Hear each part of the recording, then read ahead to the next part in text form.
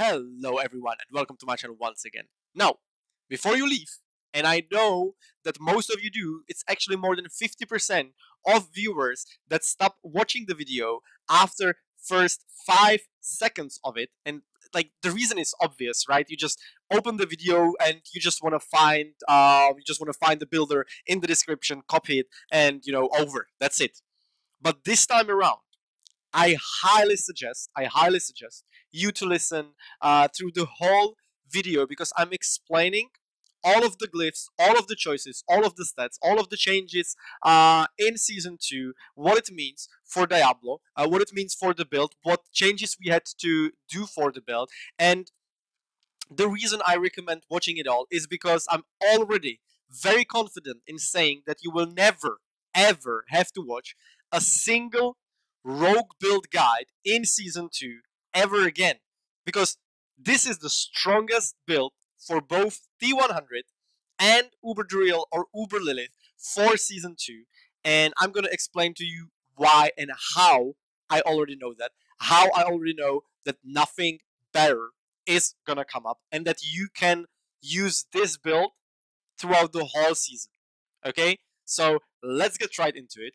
We're actually gonna start with the T100 build, and let me explain to you what Season 2 means for Poison Road. Well, it pretty much means that we are gonna be twice as strong as we are now. And you might be wondering, like, why? What? Didn't they like nerf a lot of stuff? Well, they nerfed the combination of vulnerable plus crit strike damage because actually most builds were running that combination, but damage over time builds, poison rogue builds were not running crit strike damage. Crit strike damage doesn't do anything for our damage over time effects because damage over time effects cannot crit. So we already kind of won in you know in that section because the nerf hit us the least. Um, because we were not running crit strike damage before. But they are actually adjusting, or like you could say, weakening enemies to balance that out.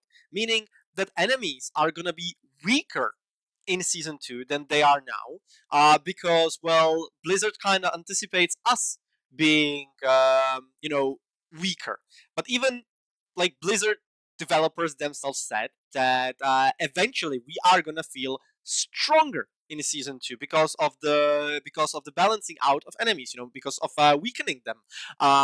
So by being the build that is the least affected build in the game by these nerfs, it already means that we are going to be even stronger than the other builds. The other thing that goes in our favor is the new and super OP close quarters combat. Basically, all that happened with our builds is that we dropped all of a vulnerable damage and instead went for damage versus crowd controlled enemies.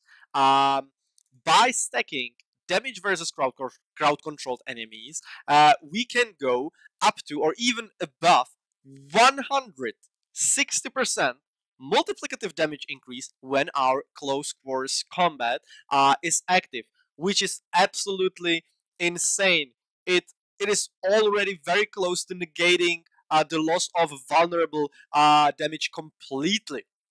Yes, it's that insane. Or like not completely, but yeah, we are simply not losing as much. Plus, our main stats remain the same. That's why we don't have to do any testing prior to Season 2 actually launching. We were always going for all of the core skill damage, all of the cutthroat skill damage, all of the dexterity. So like all of our um, all of our best in slot stats. Stats like core and cutthroat even go into their own buckets, and they are multiplicative to our damage. We are still going for flat all damage, which is a double dip damage modifier to damage over time builds. Like we lost close to nothing. We just gained. So yeah, I'm already certain Rogue is gonna be the strongest class, the strongest build. And now let's get to the build itself. So because there are also resistances being changed and armor being changed, we had to do some changes on the gear so that we can reach the 70% cap to resistances. We still have to kind of test that out. That's true because there might always be some spaghetti coding, included. So it might not work at all, or we might simply not have to reach the cap for us to be tanky enough, etc. So that's still up to tanking. But for now, according to what we have, what we can work with at the moment, I made a build that's a perfect, like exact 70% resist to all of the non-physical damage, all of the non. Uh, we are simply maxing out all of the resistances. We are still capping on the 13,000 armor for the highest possible physical damage reduction from 154 level enemies. So, and we are we are also running the triple DRs twice as we were used to do before. So yeah, if the enemies are that much weaker as they are kind of promising, then we became even tankier, stronger, and everything. So yeah. Now let's get to the build itself. Okay, I'm actually gonna start with the Paragon board this time around, because Paragon board is like at least 80% of all of your power. Like Paragon board is what matters the most, okay? Then it's the gear and aspects, and then it's the skills themselves and like all the synergy between them. And you actually have a lot of freedom in skills. You even have some freedom in items. But in Paragon board, you could say there is no freedom there. I mean, there could be a little bit. You can move maybe a few points around, but not really. It's just so important to absolutely min max Paragon board that you could say there is just one board in the world that's the best one. Like, once someone figures it out, there is no other board that can get stronger. You can't. Um, you just can't make a lot of varieties to Paragon board. So, and I'm very confident that this is the strongest Paragon board in the world for Poison Rogue, and I'll tell you why. So let's get right into it. So in the first board, what we are going for is versatility. Versatility not only increases all of our magic nodes, it also increases our non-base and non-core skill damage by 15% multiplicative damage, which actually works for our damage over time from poison imbuement.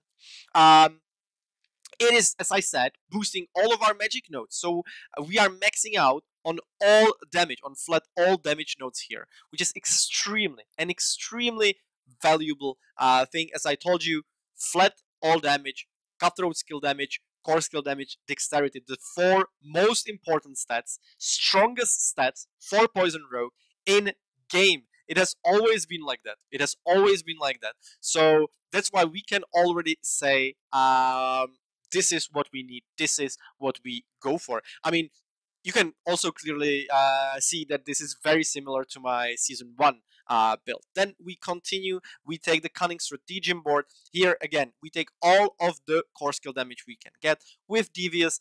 Devious again boosting all of our magic nodes and giving us another multiplicative damage increase when we hit enemies with an attack that applies crowd controlled effect, which is, well, all the time. All the time. Thanks to the synergy with all of our other skills. We go to the left, again, take more core skill damage everywhere we can. Then we go to the right, and this is where the change happens. Before, we were actually using exploit weakness board, but now we are maxing out, and I mean completely maxing out on cheap shot board, because cheap shot gives us so much damage to crowd controlled enemies, which will turn into the damage buff from close quarters combat. So we go to the right and we take all of the damage to crowd control enemies we can get here. These are just crit strike damage to crowd control enemies, which we don't need. So we are going for all the damage to crowd controlled enemies here. We still obviously need to max out on the DRs. So damage reduction from elites, extremely strong, extremely valuable. Cheap shot, insanely strong, insanely valuable. Like, you basically cannot play T100 without it. We continue here, and once again we are taking DR versus slowed enemies, slowing enemies. Again, super easy to do with this build. All of the enemies are pretty much slowed at all times, so very valuable nodes here. And we are using control. We, as I said, need to max out on damage to crowd controlled enemies, so we are using all of the intellect nodes that we can get in this glyph radius, and obviously all of the nodes with damage to crowd controlled enemies. We are taking more damage to crowd controlled enemies here. Like, as I said, all of the damage to crowd controlled enemies nodes we are taking. Then we are going down for the no witness board. Here we are using the glyph efficiency because for T100 builds, it is the easiest board to use to actually proc the glyph. Like, because knowledge already gives us intelligence. We don't really need more than just one other point in intelligence, which we get here to proc efficiency. So this is extremely efficient. As we save a lot of points and can put them elsewhere. So again, taking all of the flat damage nodes we can get, taking max life, some good survivability nodes there. Then we go up, and we use tricks of the trade board. Tricks of the trade board is extremely strong in terms of all the dexterity around. So we take all of the dexterity we can. We take damage to elites, because damage to elites is very valuable. Pretty much elites are the only thing. Well, stingers can kill you and corpse bows can kill you, but usually elites are the thing that can actually kill you. So damage to elites very valuable. It also works against the bosses.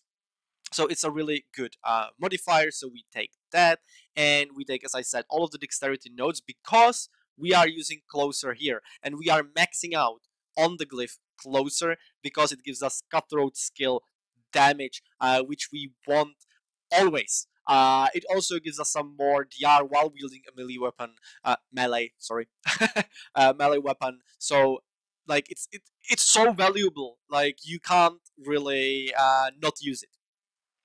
Some armor here and there. We still obviously need armor to reach the 13,000 cap. We go to the right. We take all of the dexterity nodes here. It's just so easy. This board is stacked with dexterity, and it's once again the most efficient place to use closer. We go to the right, and we use Eldritch Bounty. Again, not much has changed since season 1. This is literally the same board we were using before as well. We are using Kenny here. Again, Kenny increases our non-physical damage, which is pretty much all of our damage most of the time with this build. So extremely valuable as well. Very easy to get intellect nodes around here, intelligence nodes around here to get a lot of value out of it on our way to actually take the Eldritch Bounty itself. Eldritch Bounty in Season 2 is also being kind of remade. Like, the damage modifier is still there, but instead of gaining 20% resistances, we get 3% max resistances, which means we can actually go over the cap of 70%, making it really valuable to reduce the non-physical damage that we take. Also very easy to proc the rare nodes here, because it's just dexterity, and we always have a lot of dexterity. We're taking some non-physical damage modifiers here as well. Imbuement skill cooldown reduction, extremely valuable as well. We want to be using our imbuements at all times so that all of our damage is non-physical, and we are always in bursting venoms. We are always poisoning everything around us. And then we go down. We use Deadly Ambush board here, and Bane. Deadly Ambush is the easiest board to get 25 strength to actually proc Bane. Bane, again, we need it. We are focusing on the poison damage, and the 10% chance for our poison damage effects to deal double the amount of damage over time throughout their duration is extremely valuable, and it's a must-have glyph. So this is it for the Paragon board. I hope you now understand why nothing better can really come up. Nothing better can really exist, because there is close to no point or no point that you can actually move around these boards that would not cost you damage, that would not cost you survivability, and we are taking all of the damage and survivability that we can. So this is the board. Now let's look at the skill tree and at the skills that I personally chose to use. And that's obviously puncture, enhanced puncture, fundamental puncture, to apply vulnerable to slow enemies, because it's the fastest basic skill, etc. It's also marksman skill, so that's how we proc our close quarters combat. 5 points into twisting blades. Nothing to say here. You always put all of the points you can into your main core skill. Enhanced twisting blades and improved twisting blades to apply daze to our enemies, which works extremely well with all of our other skills. 3 points into sturdy for more DR. 3 points into siphoning strikes for some healing. Rogue is always based on a lot of lucky hit, so yeah, we are actually proccing this quite a lot, even though it was nerfed. Then we take dash. I don't actually take shadow step, though you can take it. You can obviously take it, but I prefer to play stealth instead. Because I'm playing on a controller and it's way more controller friendly. Plus, it's also very fast, being able to skip a lot of the packs that we don't actually need to kill with concealment with stealth. 1 point in rapid gambits. Very good skill, definitely better than putting 1 point into concussive. The value out of reducing the cooldown on our evade is way more than getting 4% crit strike. It gives us so much more survivability that yeah, you simply have to put it there. And 1 point into trick attacks for more CC. 1 point in Dark Shroud, enhanced Dark Shroud, and this time around actually countering Dark Shroud, because they buffed it for Season 2, and now Dark Shroud only needs 2 of the balls of the Shrouds to have this effect of 8% crit strike chance, which is an insane amount of crit strike chance, which we definitely want to have. It also gives us a lot of survivability, a lot of damage reduction by playing Dark Shroud. Then, as I already told you, concealment, but you can play Shadow Step instead. If you do play Shadow Step instead, I actually recommend putting 1 point out of debilitating toxins and using enhanced Shadow Step, because if you don't take the crit strike chance increase from Shadow Step, then it's not as valuable. It's not as valuable, period. So anyway, back to the build. 1 point into exploit, 3 points into malice. Now you might be wondering, why not all points into exploits, and why the hell did he not put 3 points into weapon mastery? Well, the answer is simple. We are using daggers, but because we lost Barber, we are no longer fighting against healthy enemies and then dead enemies. You know, that's how it was in Season 1. Everything was healthy and then dead. So we got an insane value out of it, but not anymore. So I prefer to go for Malice, as all of the enemies at all times or most of the times will be vulnerable, and like that's the only condition. It works for everything, for all of our damage, not just poison damage, etc. So this is definitely my pick. Then we put all of our points, 5 points into poison imbuement. That's our main source of damage. Enhanced poison imbuement and blended poison imbuement. That's why crit strike chance is also so important, because our poison imbued skills, which, well, when we are in bursting venoms, is basically every single one of our twisting blades, and when we crit with those, they get insane amount of damage increase.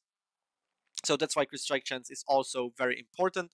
1 point into deadly venoms, 3 points into debilitating toxins, depending on how much weaker or like how adjusted the enemies are, we might not need as many damage reductions. But I always say you can't do damage if you're dead. So the more tanky you can be, the better. But you don't want to be too tanky and doing poop damage. So I'm not a fan of immortal builds, but like I totally understand some people playing them because they are very easy. But I just like don't think spending 15 minutes in a dungeon is fun. Anyway, so this is what we use for the passives, and I actually chose to use Shadow Imbuement with Enhanced Shadow Imbuement and Mixed Shadow Imbuement, because Mixed Shadow Imbuement increases our poison damage, the damage over time, even further, and because I'm actually going for Cowl of the Nameless. At least till we get the Harlequin crest, because Cowl of the Nameless has been changed, and it no longer gives dexterity and max energy. It now gives ranks to all imbuements 1 point above normal value, which should mean that we get 5 ranks to all imbuements, because normal helmets give us 4 ranks to a particular imbuement. So 5 ranks to all imbuements. And the other effect is damage reduction to close enemies, making it the only helmet in the game actually giving us DR to close enemies. Obviously, like the Harlequin crest is even better. It's like flat 20% DR. But till then, Cowl of the Nameless definitely my choice. Especially because once again, we are fighting crowd controlled enemies at all times. So the 25%, if you obviously have it as a max roll, of lucky hit chance is extremely valuable. It means even more energy gain from all of our passives. It means even more bursting venoms, which results in more damage, more healing from siphoning strikes, all of that. So definitely my picks, thanks to the Season 2 changes. And because it gives ranks to all imbuements, I'm going for Shadow Imbuement, because we lost the AoE by not having Barber in Season 2. So just some extra AoE. Like it's gonna be 9 ranks in Shadow Imbuement, and we only put one rank in it, and it's gonna be 9 ranks of Shadow Imbuements, which is absolutely insane. Plus the synergy it has with our Poison Imbuement is insane. So this is definitely my pick. By playing double imbuement, we also extremely benefit from playing precision imbuement, which is 9% increased crit strike chance with imbued skills. As you can see, it all works together extremely well. 3 points into Frigid Finesse, we get the other. Sorry. We get the other. I'm old. I have shaky hands. It's hard to pinpoint something. Um, we get the other 3 points from our amulet. This is still the highest damage modifier in the game. It's gonna be especially useful when fighting against staggered bosses, and because we are still playing Penitent Griefs. Yeah, I like. There is still nothing better than Frigid Finesse. Then we move on to our ultimate skills, like board or section, but we are just taking the passives here, which is innervation. Again, we are stacking lucky hit, so this is an insane amount of energy gain, and 3 points in second wind. Some people might be asking, why points in second wind instead of Alchemist Fortune? Well, the reasoning is simple. Alchemist Fortune is just for non-physical damage, but second wind is for all of our damage, so including our physical damage from basic skills, like all of our damage. And it's extremely easy to spend 100 energy. You're gonna spend it in 1 second, so second wind is definitely better. Then we move further down, and we take Adrenaline Rush for more energy regeneration and 3 points into Haste. Because above 50% max energy, we gain increased movement speed, which we always want, especially while playing Concealment, and all of our other movement speed buffs, making it so easy to skip a lot of the packs that we don't actually need to fight, because we're moving so fast, and also because it's gonna work extremely well with one of our Vampiric powers, namely Ravenous, but I'm gonna get to Vampiric powers a bit later. And of course, we are taking close quarters combat. You can't see the changes to the skills yet, or to the items on the max roll builder. But as I told you before, did I do? I think I told you before. If not, let me repeat it because it's so cool that yeah, why not? Close quarters combat is actually gonna give us 40% of our total damage to crowd controlled enemies as multiplicative damage when we have it active. So yeah, there's like yeah, it's the strongest shit ever. Now to look at the equipment, I kinda already touched on it. So my pick is Skull of the Nameless until the point you are able to get the Harlequin crest on the chest, because armor no longer gives us you know elemental resist, elemental damage reduction. We need to max out resistances, to max out our non-physical damage reduction somewhere else, and we can easily do that by using resistances on our chest piece and in our sockets and on our pants. By doing that, we can actually get the cap of 70% for every single resistance, so we never have to do any changes to the build. We don't have to worry with stuff that simply wastes our time and that's boring. We will always be maxed out on everything, so we will always have the DR against every enemy in the game. So we go for fire resistance, well, obviously any combination of the three. But here I went for fire resistance, cold resistance, lightning resistance, and then DR from distant enemies. The aspect here is aspect of might. Sorry. For our gloves, nothing changes here. Crit strike chance, lucky hit chance, attack speed, 4 ranks of twisting blades, and I actually went for corruption aspect, but there are options. If you don't want to play corruption aspect, which is gonna increase not only our poison imbuement this time around, but also our shadow imbuement and its explosion, you can either use Noxious Eyes, which will help with staggering the bosses faster, with making enemies frozen faster, which will turn into more damage, because when the enemies are frozen, we get another 30% damage increase from Frigid Finesse. And Noxious Eyes can also be paired with Frost Feeder. I know that a lot of people prefer to use Frost Feeder over versatility, and you can simply, do this. Frost Feeder, where are you? There it is. You don't need to do any changes to the board, apart from changing the glyph itself. And in combination with Noxious Eyes, it's an insanely fast freeze effect on enemies. So there's definitely that option there that you can, go for. And the other option is Shared Misery. Shared Misery might actually be my pick because of all the damage modifiers we get against crowd controlled enemies. 390. So like we want to have all enemies crowd controlled at all times, so that we do more damage to them. And also Shared Misery helps us with crowd controlling all the enemies, and enemies that are knocked down, frozen, dazed, stunned, etc., cannot do damage to us. So Shared Misery helps us with both damage and survivability. So these are the options for gloves. Then for pants, this was my personal pick to max out on the DRs.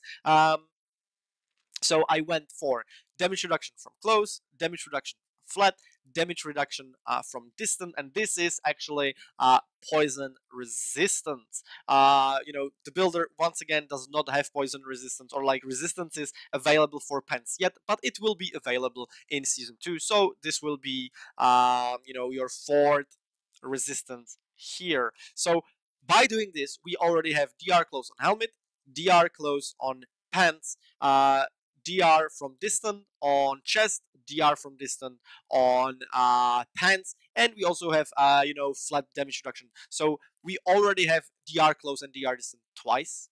which is what we really want and which is the strongest for our survivability, plus a DR flat once. So we are really maxing out on the tankiness while going for the most amount of damage.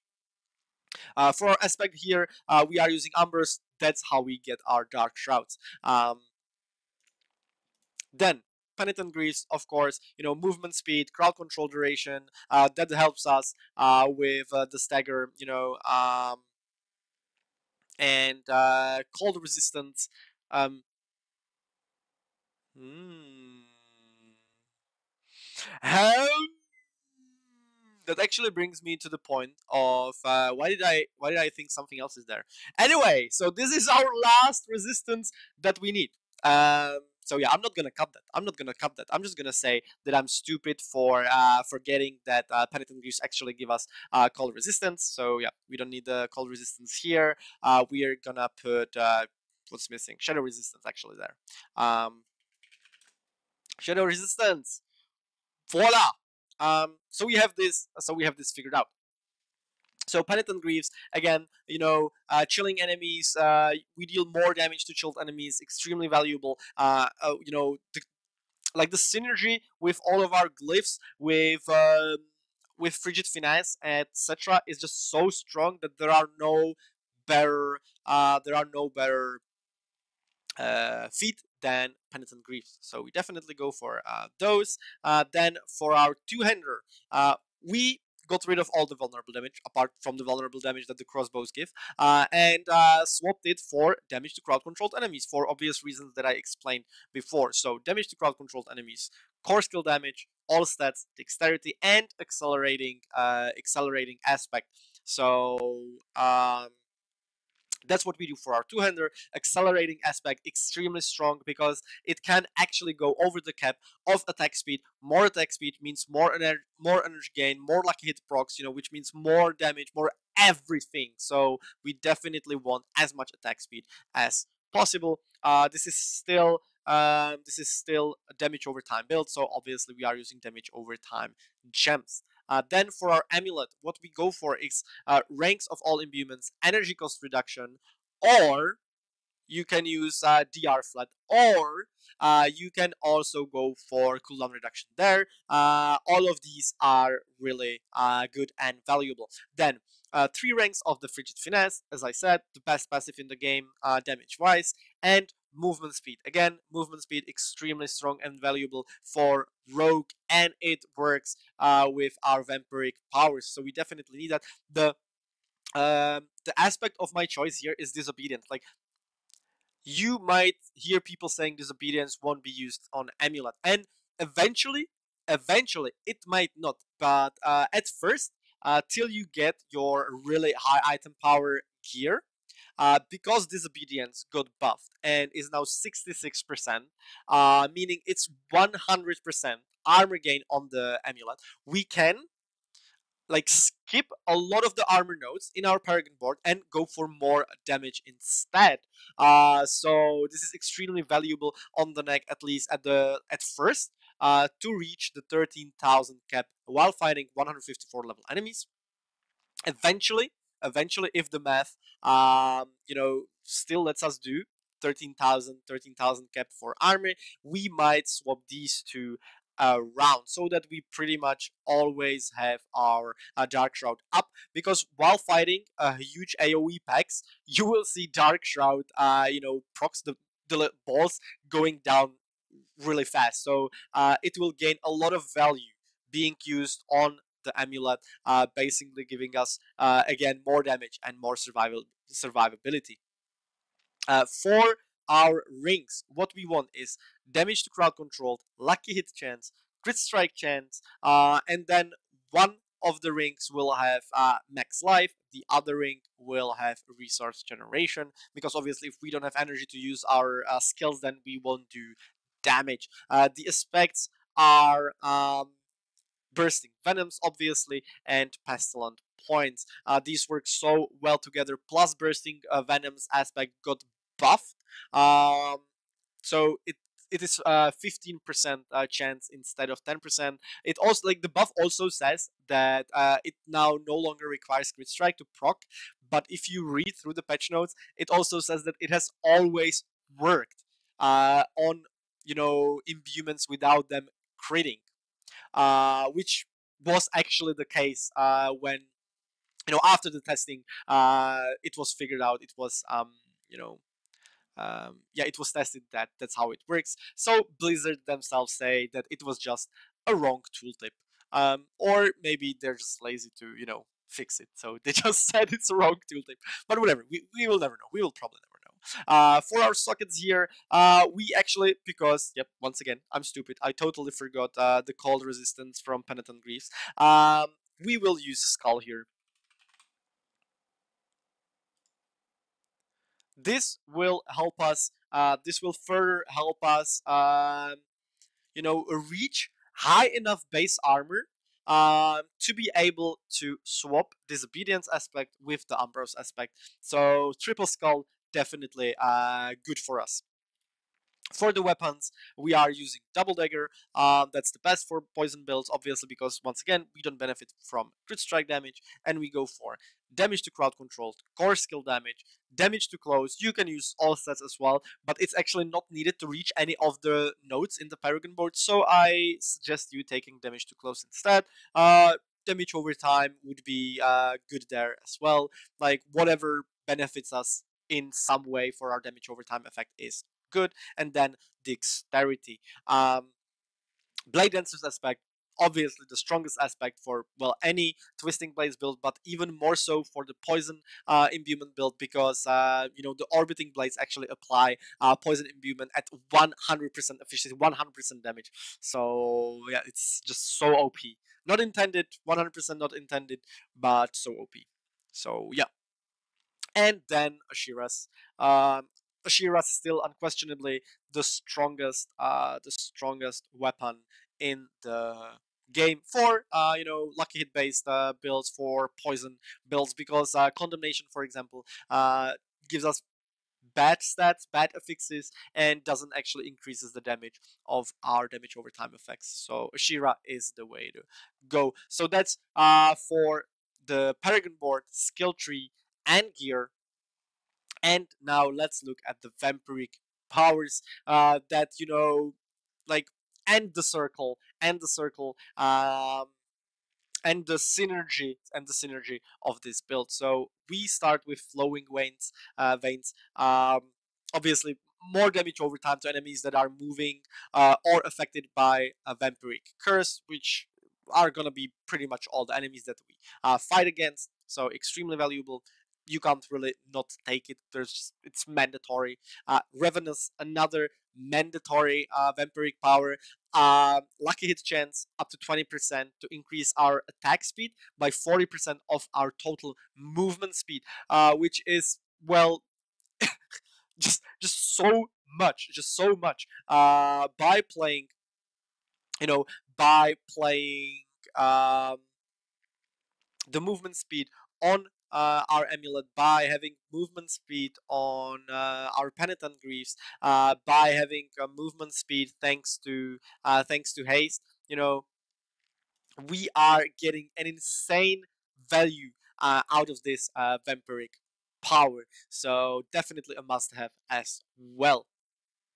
Then my pick for how to actually curse enemies with the vampiric curse is a cursed touch. Again, we are going for an insane amount of lucky hit, so this will be very easy to proc, especially with the amount of attack speed that we have. And you know, it has a chance to spread to surrounding enemies, so it will apply it in AoE. Again, extremely valuable. And Accursed Souls, which you know, deal an insane amount of AoE when released, and we release that with our agility skill, with our dash, is you know, gonna do 200% more damage. Again, we lost Barber, and poison imbuement builds are mostly focused on single target damage. So any AoE that we can get is extremely valuable. Basically, when we kill 8 enemies, we get all of the 8 souls, which is the maximum we can store. And every time we dash, we release those enemies on those souls on nearby enemies, doing an insane amount of AOE. This is actually even stronger if you're, you know, a keyboard and mouse player and you are using shadow step instead of concealment, or well, you might be controller player as well, just running shadow step instead of concealment. So it gets even more value if you do that, because the way we release the souls is by using an agility skills. So dash and shadow step. Other vampiric power is spray on the weak. 16% increased damage to vulnerable enemies. Plus, enemies become vulnerable when they are affected by our vampiric curse. So that's how we spread vulnerable in AoE on all of the enemies to still benefit from the base 20% multiplicative damage from vulnerable, and we get another damage multiplier by using Prey on the Weak. So I think this is definitely best in slot as well. For the last power, depending on how strong we are from the survivability point of view, it's either resilience. That's one of my picks. That's basically damage reduction while injured. You could call it that, because the more life we are missing, the more damage reduction we get. Um, that's why you probably don't need the DR on your amulet, and it's better to get the energy cost reduction, for example, because we get the DR from resilience. There are other choices though, and one of them is Undying. Undying, when casting skills, we heal for 3% of our life, and it's doubled while below 50% life. You might actually drop Siphoning Strikes if you choose to play Undying and just put it to even more damage. So that's one choice. And the other choice for a T100 might be, where is it? It's hectic. There it is. Okay, so for every 5 basic skills we cast, we reduce one of our cooldowns by 2 seconds. And again, we have so much attack speed that the synergy with hectic is like insane. Is insane. So it can be another super valuable vampiric power. But at the same time, poison builds are mostly focused or based on being in bursting venoms. So we don't really need to reduce our cooldowns, because once we proc bursting venoms, we are always in poison imbuement. So this is like up to preference. Some people might also prefer not to play a curse touch, but metamorphosis instead. When you evade, you turn into cloud of bats. You do some physical damage. And you apply Vampiric Curse to the enemies in your path. So that's another option to apply the curse. But a curse touch, in my opinion, way better, especially because it gives us so much more AoE. So this is it for the T100 all around build. I actually have Uber Duriel build as well. So let's have a look at that. It's like not just Uber Duriel, obviously Uber Lilith as well. It's just pure single target damage, instead of being an all-around build. So yeah, let's have a look. So for Uber Duriel, let's look at the Paragon board. This time around, we are actually using just 6 glyphs. So the first board, as always, we are using efficiency. It is very easy to get it procced in this board. And also, we don't want to be using it in no witness board, because no witness board is the best board for Bane. Yeah, like if someone is not using efficiency in the first board and is wasting the poison damage in by not playing Bane in the no witness board, which like get so much strength just by doing the path that you need to do, then I think it disvalues the build because the math has not been done. The other board, Cunning Stratagem, as always, nothing has changed here. All of the core skill damage we can get. Versatility, extremely valuable. A must-have against bosses. A must-have for our damage over time to be buffed. And then we actually go for Exploit Weakness. And now you might be like, what? Exploit Weakness? Why? Vulnerable has become poop. Well, it has not become poop. It's just not as strong as it was before, but it still increases our damage. And Exploit Weakness board is the strongest board for intelligence. It's the best board to get 49 intelligence and max out on control, gaining another 15% damage to crowd controlled enemies, which will turn with close quarters combat into another all damage modifier 40% of 15%. So that's what, 6.5, something like that, percent multiplicative damage. So extremely valuable to use Exploit Weakness board.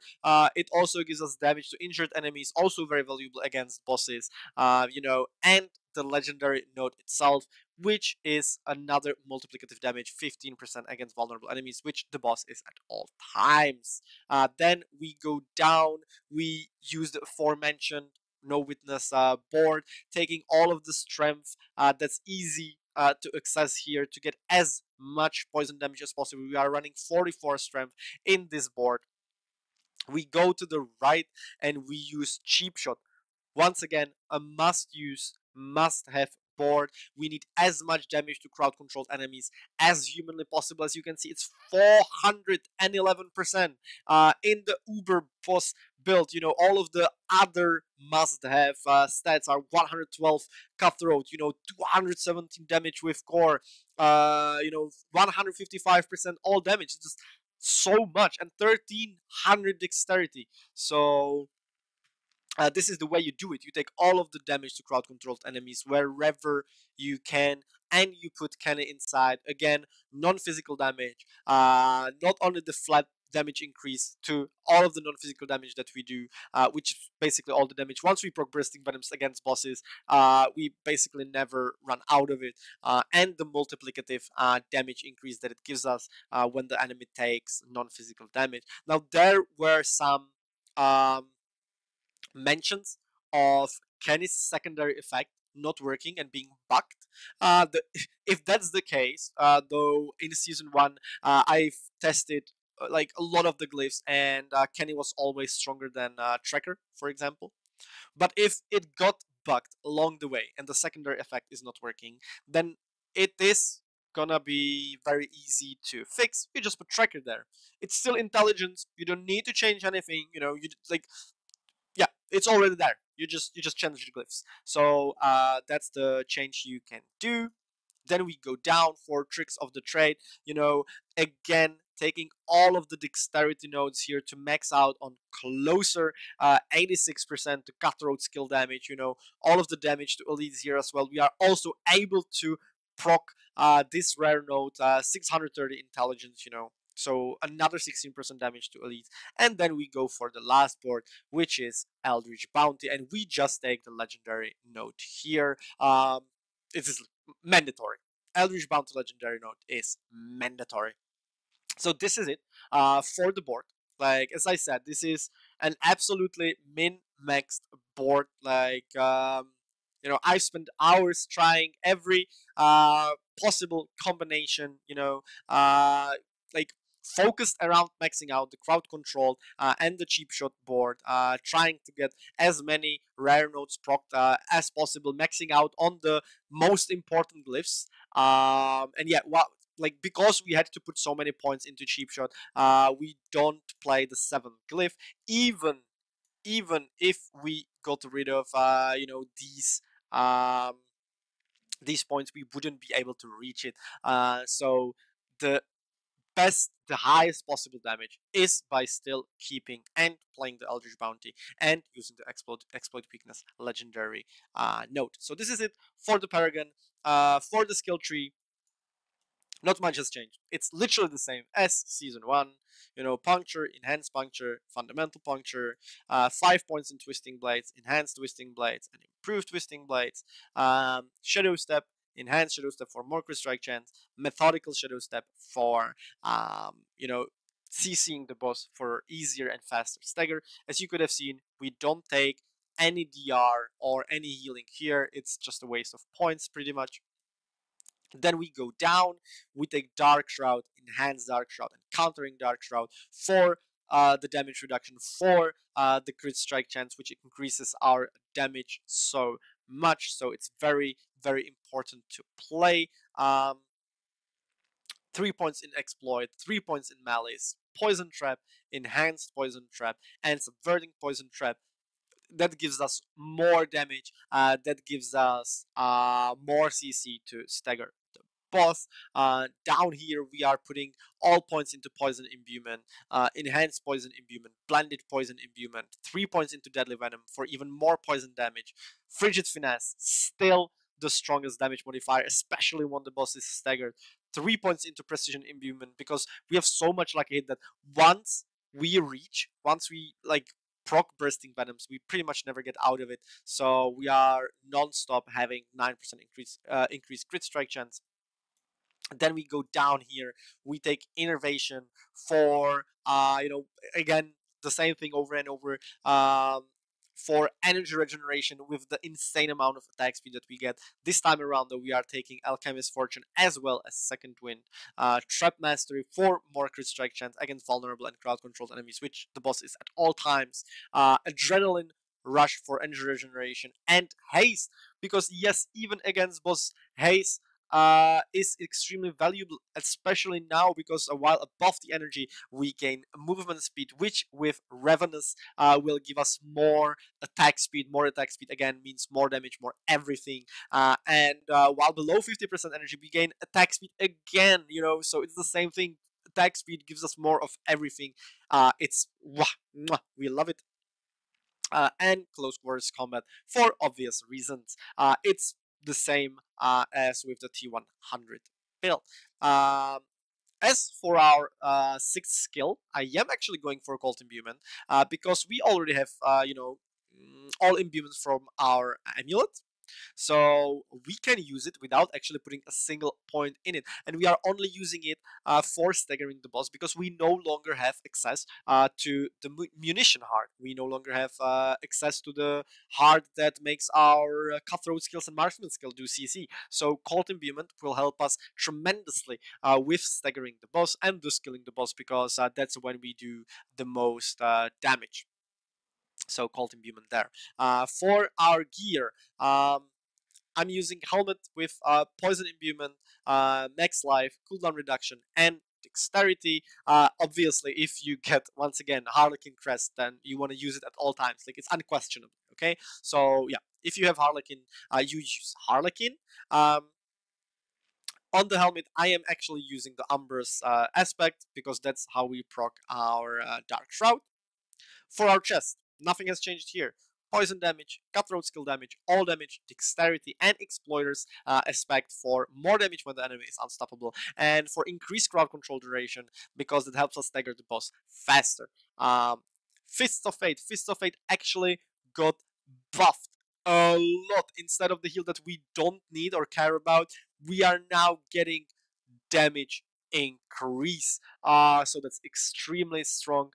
Even more so now, or for builds that I try to do, meaning no item swaps, no annoyances and crutches like that.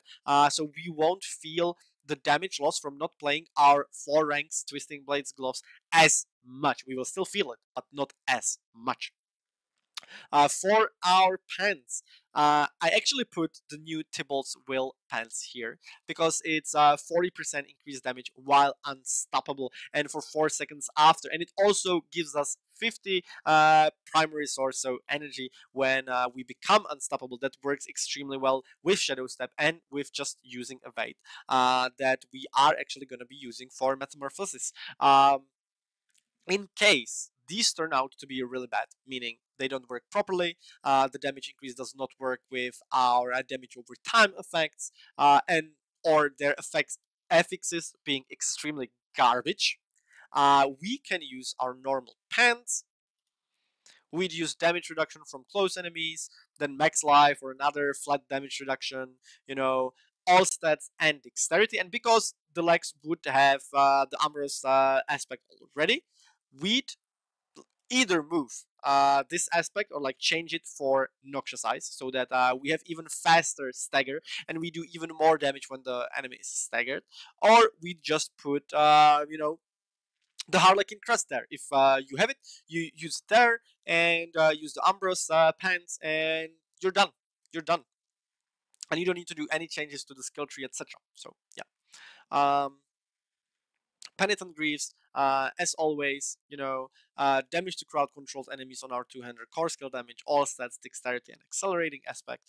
It's always like that. The gems are damage over time gems. For our amulet, 3 ranks of all imbuements, 3 ranks of rigid finesse, and I personally chose 15% all damage and 11% dexterity, but you can change one of these for energy cost reduction. It really depends how strong and whether we are using the unique pants, because if we do, then we'll be having so much energy thanks to them that and thanks to the insane amount of attack speed boost that we got this season and our passives, that we really won't need the energy cost reduction on our amulet, but that's still like something to be tested. Aspect here is corruption. For our rings, damage to crowd controlled enemies, lucky hit chance, crit strike chance on both. One of the rings, damage to close or poison damage, both work, both are extremely valuable. And the other, resource generation.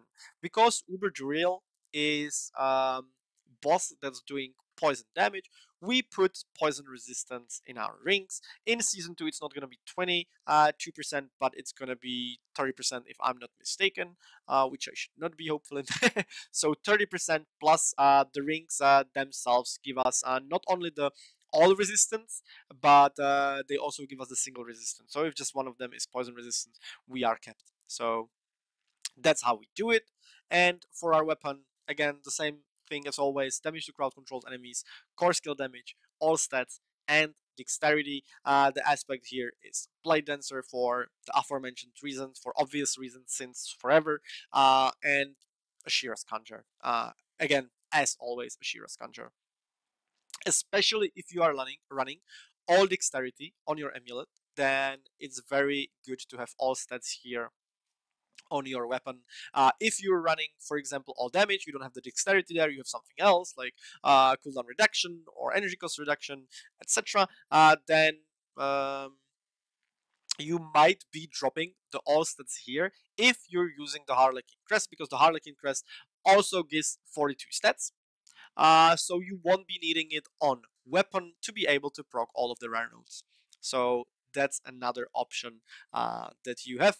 And for the vampiric powers, not much has changed here. We still have like 3 or 4 absolutely best in slot vampiric powers that we will never change. So that's Flowing Veins, Ravenous, and then we actually have some options here.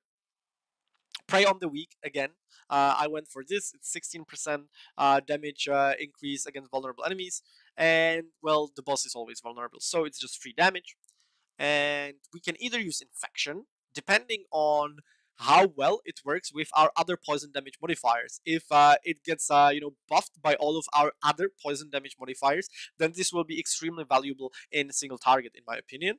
The other option here might be DDD. Where is it? Domination. So domination would be another 24% the damage when the boss is staggered. So that's also a good option. And the other, the last vampiric power here is Metamorphosis. When we evade through enemy, we become unstoppable, and apply the vampiric curse, which is what we really, really want to do. And this becomes extremely valuable when using the new unique pants, because that will give us 100% uptime on the damage increase. So this is it for the builds. I know it was a really, really long video. I mean, like, you can split it in parts. Obviously, you can watch the T100 build right first, and then the Uber boss build second. But yeah, I'm very confident. There is close to no chance anything better can come up. All that remains really is the testing of new uniques like these pants and whether resistances work, how much we actually need them, and how weak the enemies actually became after their adjustment with the nerf to vulnerable and crit strike damage. So there might still be very slight changes, but in my opinion, hardly to the Paragon board itself. So I hope you like the video. I hope you are as excited for season 2 as I am, because I am like, I can't even sleep how excited I am. Like, I literally love Diablo 4, and I am so looking forward to test all of the builds. Obviously, after I manage to get the gear, after I manage to even level up to level 100, I will release all the gameplays to the build that we just discussed to show you how strong they really are. And then actually, what I want to focus on is off meta builds, because I had my fair share of poison twisting blades built. So once I get the best in slot items or very good items for it, I will like try to focus on off meta builds, on ranged builds, on testing stuff like whether victimize is good, in some combination of the vulnerable. You know how the ultimate builds will turn out to be like strong, because yeah, there's a lot of new cool stuff giving us options to test other builds. Like this build is definitely gonna be the S plus plus, the strongest build in the game. Like probably even considering other classes. In terms of like sheer damage, skipping mechanics of classes, etc., etc. Because yeah, like the nerf hit us the least. So this will definitely be the strongest build. But I think the other builds have a potential to at least be an S class build. So I definitely wanna get into that after having some fun with the Twisting Blades build. So thanks for watching. See you in the Diablo 4 world, maybe. And see you in the next video. Ciao.